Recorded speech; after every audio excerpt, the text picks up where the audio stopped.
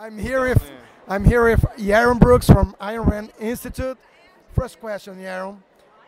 What do you think about this forum? And do you think in this kind of environment, in a university here in Brazil with a lot of youth people, young people, do you think that the objectivism of Ayn Rand has a chance in this country or no? I do. I think it has as good of a chance in this country pretty much as anywhere. And primarily because there's so many young people and so many young people engaged and involved and interested in radical ideas. I mean, that's the thing. Brazil, because I think it's relatively poor, because you feel oppressed, because you want real change, because they want real change, these young people, their minds are open to radicalism. I think some of the problem in the West is we're too rich. Okay. Life's comfortable. Why be radical? So I find that Brazilian kids, I've been here now 3 times talking to a lot of young people. Yeah. They're passionate, they're interested, they're motivated. And the passion for freedom, because we never had it. Exactly, exactly. And the passion for freedom, and they're willing to consider something radical as a justification for freedom. They don't want to be conventional. Conventional hasn't worked. Okay. It's screwed their future. Okay, and there's something that is a kind of paradox here. People hate politicians, yes, as they should, yes, but they love the state as a kind of solution, abstract solution for their problems.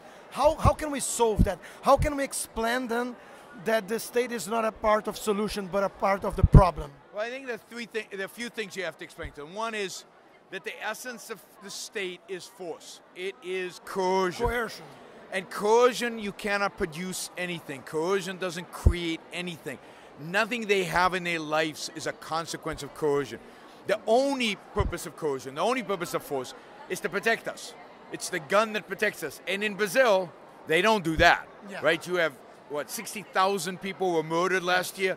That is a massive failure of the one state activity that is legitimate. And instead, they try to produce oil, they try to be a banker. Yes, and they do all of that badly, as evidenced by the fact that Brazilians are still poor. Sure. So they have to understand that first. Second, they have to understand that individuals, all individuals, including poor people, can take care of themselves. Individuals have reason, they have the capacity to think for themselves, to produce for themselves, they have the capacity to work. We need to stop infantilizing, treating like little children poor people. Oh, the poor people, they can't. No, everybody can take care of themselves, and therefore, if you leave them free, you don't need to give them a welfare check. That just institutionalizes them into welfare. Okay. Great meeting you. And ciao.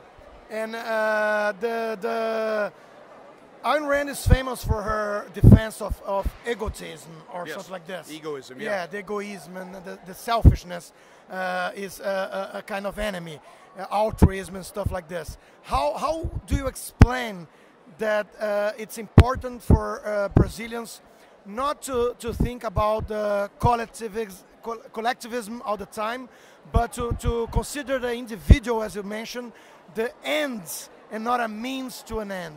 Yeah, I mean, the core of that is exactly Ayn Rand's philosophy. It's the idea that your moral responsibility, your moral purpose should be the pursuit of your own happiness. It should be your flourishing as a human being, making your life the best that it can be. And the opposite of that would be to be a slave. It's to live for other people. Yeah. So at the extreme, it's slavery.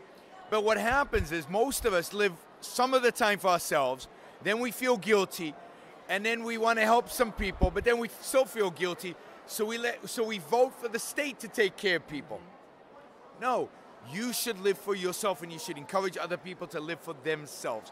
Not by lying, stealing, or cheating, but by using your mind. And voluntary changes. Yeah, and using your mind to produce and then to trade with other people. Using your mind to think and discover the truth and engage with other people on a trader basis, on the principle of trade, not on the principle of coercion or theft.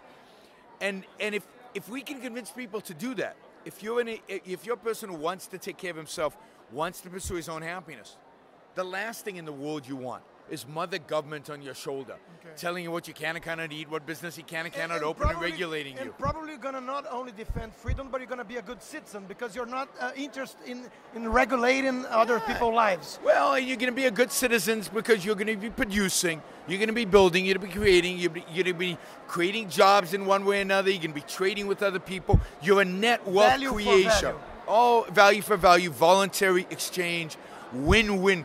My view is that life is about creating a maximum number of win-win relationships. Win-win with your wife, win-win with your employees, win-win with your boss, win-win with your customers. The goal in life is to win, but the way to win is by creating win-win relationships. And the economy and life itself is not a zero-sum game. Nothing in life should be a zero-sum game. Can be. And government creates zero-sum situations. Yes. Let me ask you a final question, as I know, and I knew right now that you have 2 kids. Yeah. I have 2 kids also. Ayn Rand never had kids. No. So how do you put in her philosophy the sacrifice for people that you love, for your family, in terms of the virtue of selfishness? It's part of your interest to care for them, and that's how you answer that? Yeah, it's definitely part of your interest to care for them. I don't consider it a sacrifice. My children are more important to me than going to the movies. My children are high value. So the problem is with the word here. The problem is it's not a sacrifice to oversleep or to work a lot to pay for... No, not only that, but when you have a child, you're taking on an obligation. And you might regret the obligation. Tough. You took on an obligation. This is why I consider making the choice to have children one of the most, maybe the most important decision you make in your life, because you're committing yourself to having a relationship with another human being for 18 years, a relationship where you're supposed to take care of them. If you're not ready for that, if you can't handle that, then don't do it. This is one of the reasons I support abortion, is because I want to give people every opportunity to opt out, because I think parenting is so important to do well. The problem is that right. the abortion is to opt out after the fact, but that's a good discussion. No, it's not after the fact. No, the baby's not born yet. Yeah. The baby's a fact when it's born. Until it's born, it's not a fully... Well, it's a baby No, it's a potential baby. It's a potential human being. There's a difference between a potentiality and a reality. But seeds in the forest. But certainly in the first 3 months, it's a clump of cells. There should be no objection to abortion in the first 3 months.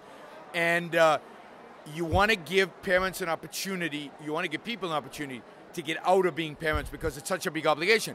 So there are two things. You can always do like Rousseau did. He had 5 kids and then they abandoned them for the state. But that's and then he defended the state to educate Rousseau is one of the great bad guys of history. Yes. But if you I mean, there are 2 ways to look at children. One is hopefully you love them, you care for them, they're an incredible value to you, you're not sacrificing for them.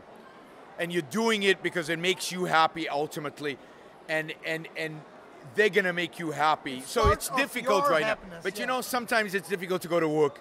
Sometimes everything we do, sometimes it's difficult with your wife, sometimes it's difficult. Anything can be difficult in this situation. The whole point is to think long-term and to overcome difficulties. The other part of it is, it's a contract.